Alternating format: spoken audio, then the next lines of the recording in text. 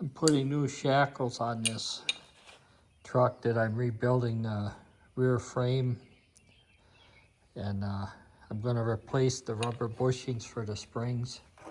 I've got this Vevor hydraulic puller that I'm going to use to push the out. I'll see if it works here.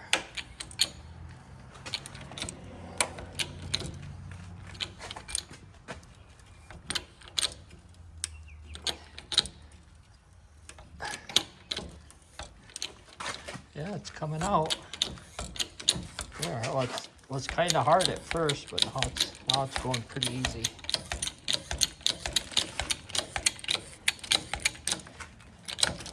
Okay, that's the as far as the stroke is, I'll have to screw this in further to take it. Yeah, I got it set up. I'm gonna try to install this.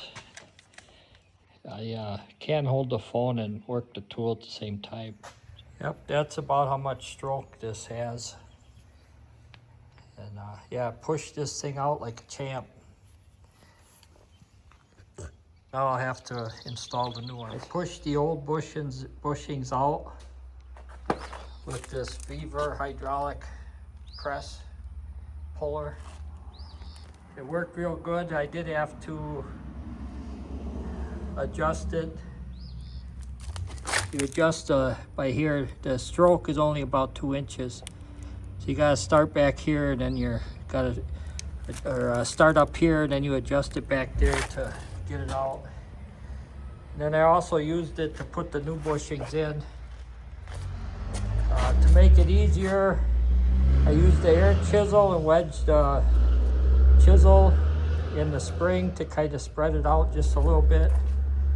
That made it a lot easier to get the new bushings in. And yeah.